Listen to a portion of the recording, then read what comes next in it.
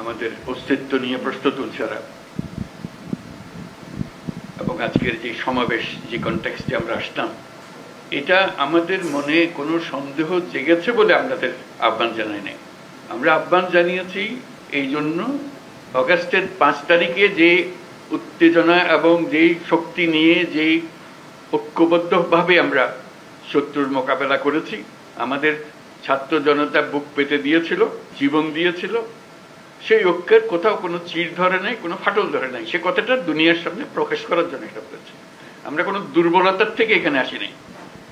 আমরা এখনো সেই জাতি, যেই জাতি এই 5ই আগস্ট থেকে আমরা যাত্রা করেছিলাম স্বৈরাচারী সরকারকে বিদায় দিয়ে, সেই জাতি এখনো সেই সজাগ আছে, সে মজবুত আছে।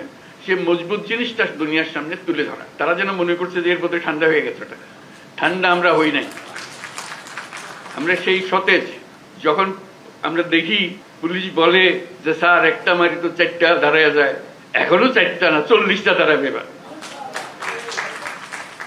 সেই জাতি মরে নাই, দুর্বল হয় নাই, সবল আছে।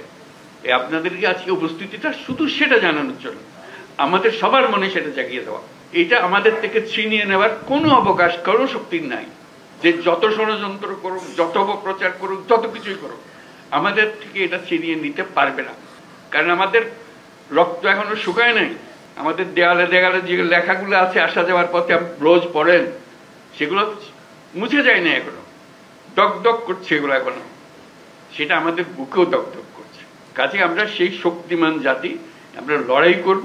আমরা শুধু হাস্যকর যে প্রচেষ্টাগুলো হচ্ছে সেগুলো তুলে ধরার জন্য আপনাদেরকে আহ্বান জানিয়েছে। আপনাদের মনে কোনো প্রশ্ন ছিল কিনা, আপনারা সুন্দরভাবে সেগুলো তুলে ধরেছেন।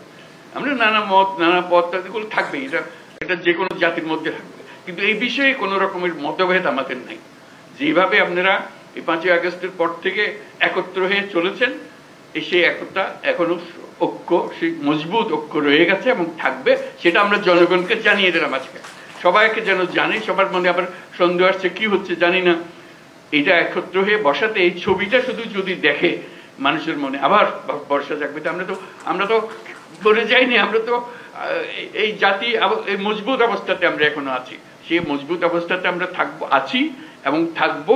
কেউ আমাদের ঐক্য ছিনিয়ে নিতে পারবে না, কেউ আমাদের স্বাধীনতার থেকে আমাদেরকে বঞ্চিত করতে পারবে না। এটাই আমাদের পক্ষে। অসংখ্য ধন্যবাদ আজকে সবাই আসার জন্য। এই পথে আমরা অগ্রসর।